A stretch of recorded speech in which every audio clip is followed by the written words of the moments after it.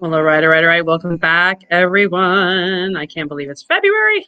Misty Magdalena Grace here. Excited to give you a general reading for this powerful, potent week. A lot of Venus energy. It's Valentine's Day week. Happy Valentine's. If you celebrate, it's definitely an exciting time on the planet. I know that sounds maybe a little weird to say because there's so much shit going down. And because of my spiritual teachers and my own spiritual practice and what I've been channeling and what I've been seeing, this is a time of major shifts for all of us for the greater good.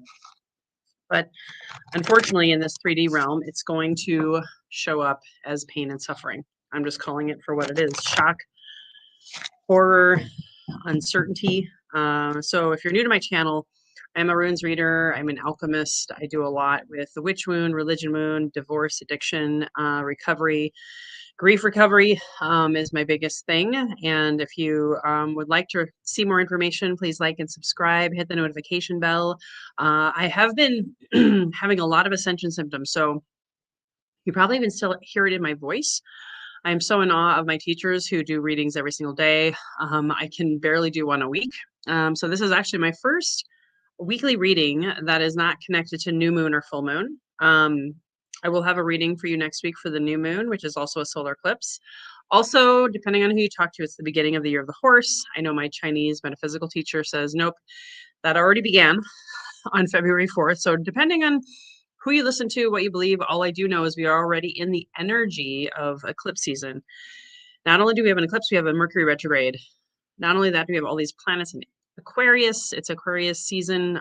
It's that time where there's a lot of revolutionary energy. And so I'm just going to give a quick reading actually that I just found to help describe a little bit of the potency of this week. I'll make some quick announcements and then I am going to provide the runes divination reading. So this week, Friday and Saturday, Friday the 13th, which I think is kind of cool. Saturn is officially leaving Pisces after 3 years. So ultimately, if you're like me, the last 3 years have been very emotional Pisces, right? Very about the darkness, the shadow. Yes, yes, yes. Lots and lots of shadow work.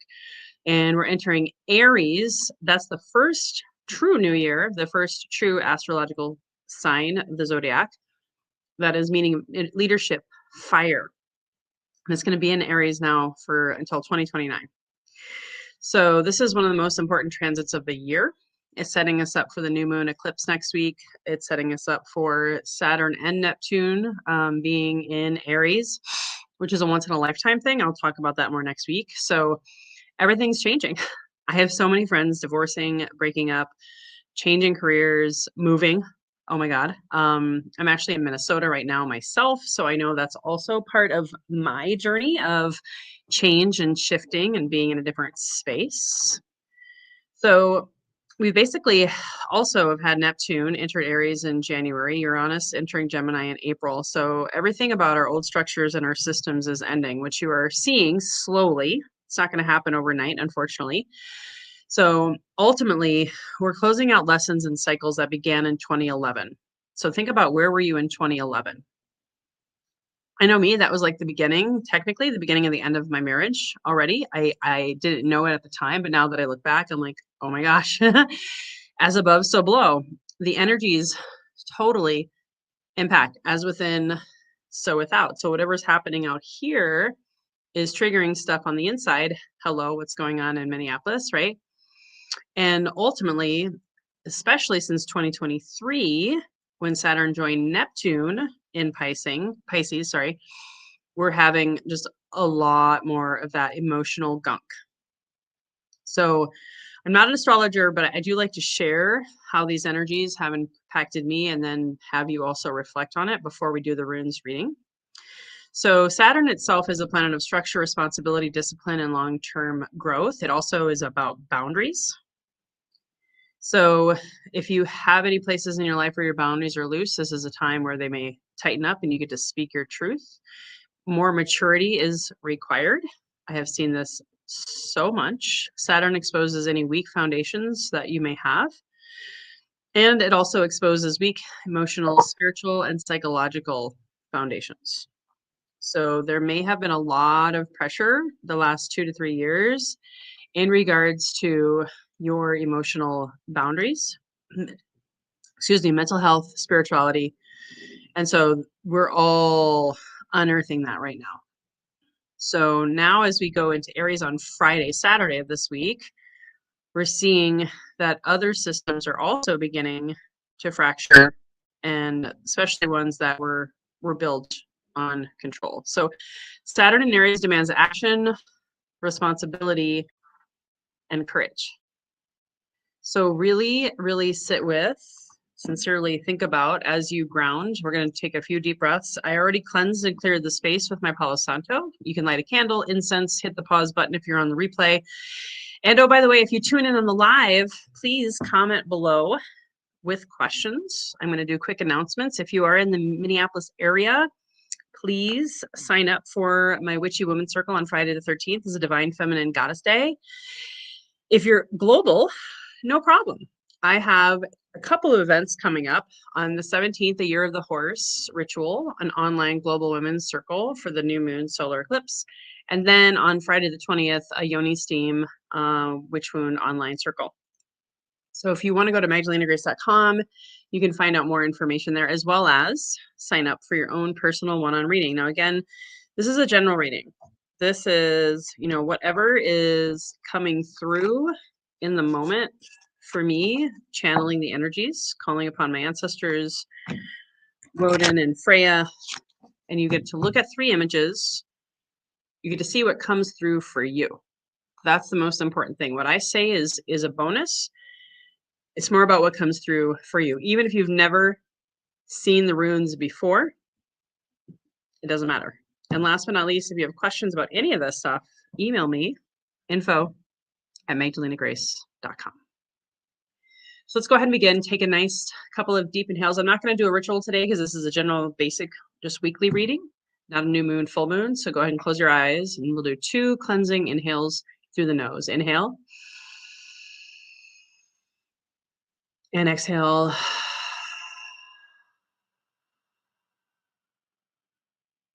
Inhale.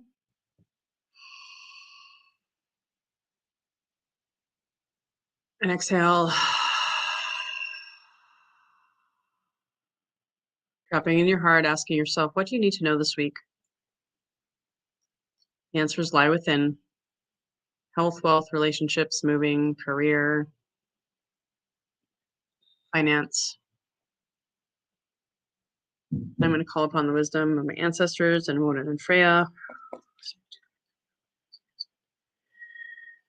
Now, I'm going to pull 3 cards. I'm going to show them to you one at a time, and then I'll give a summary, an overview, and I'll pull a bonus card. All right. I never say a good or bad reading. I will say, however, this is an encouraging reading. So here's card number 1. Take a look at it, take a deep breath, and see what comes through.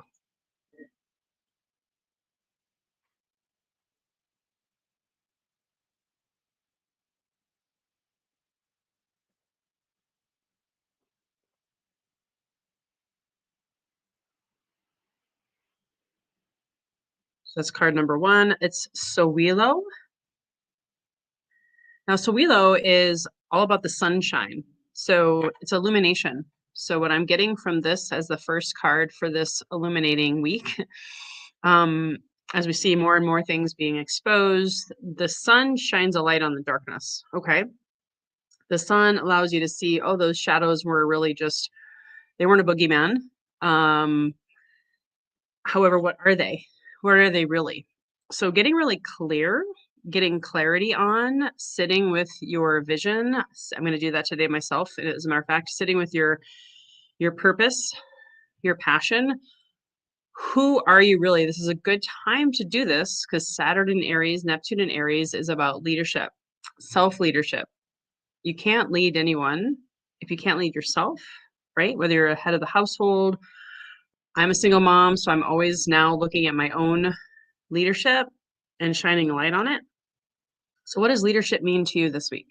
Especially if you question the president, and I have nothing more to say about that. If you question the president, if you question anybody in government or leadership in your life, remember, a judgment of them is a judgment on yourself. So what is it that you're learning from their errors, their shadows? And what are their shadows shining a light on inside of you? So that's the first card. Here's the second card.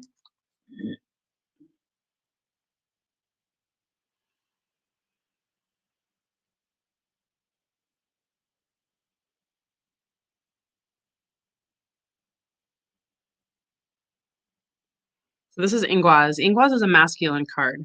It's and technically so is Sowilo. So it's kind of interesting. We're focused on two masculine cards. Sowilo also is the sun, the ball of fire. We're heading into Aries on Friday. But ultimately, this is about planting seeds. So we are kind of in that in between winter and springtime. So what seeds are you planting when it is regarding to your personal leadership? How are you able to take action? That's, again, what's happening on Friday. So really getting clear on your action plan this week. And I would say even for the whole year ahead. This is the year of the horse ahead. So I have some teachers saying this is the true time to look at your year plan. So what seeds are you planting now for the next 12 months to the next Chinese New Year? And if you fail to plan, you plan to fail, right? So that old adage. So really getting clear on your plan is the second card. And this is the final card, Wunyo. Take a look, take a deep breath, and see what comes through for you.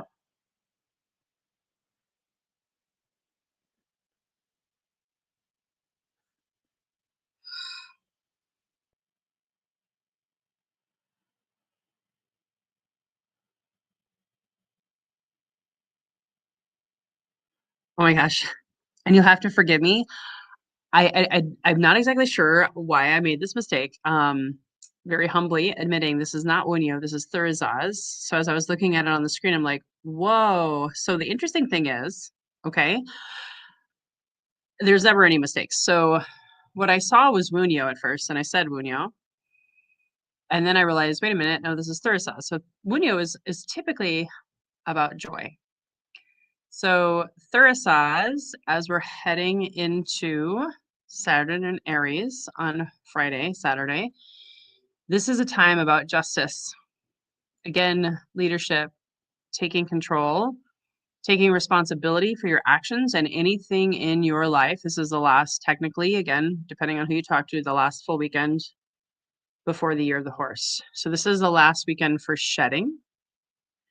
So what do you need to bust up, especially this weekend? Is there a relationship that needs to be broken open? Is there a career that needs to end or shift? Do you need to make a big move? Eclipse season is about big changes and not so subtle ones at that. Okay. So in summary, before I pull the bonus card and wrap up the reading, this week is about shining a light, getting clarity on your vision and your leadership. What seeds are you going to plant? What action are you going to take? Write this stuff down.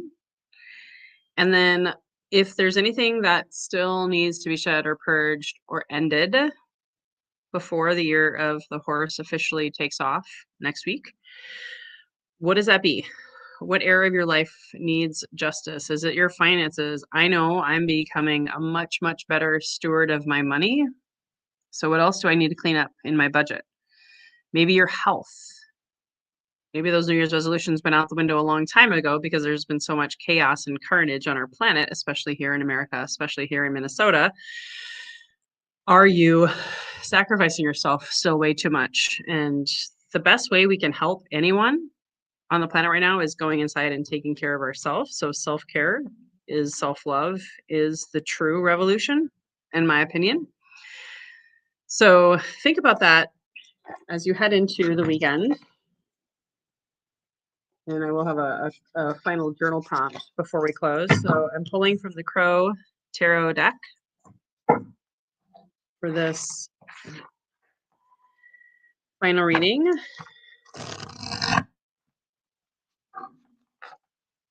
And again, if you're just joining me, just remember this coming Friday, I have a big event. I have a lot of events in Minnesota and online between now to get you all through this time of the eclipse season. So what card would like to speak to us? Oh, wow. Okay, beautiful. So I always like to say the bonus card, again, take the best of this reading and leave the rest. This isn't just, I would say this isn't for entertainment purposes only. The next thing is, what are you going to do with this information? That matters. So this is the Nine of Pentacles.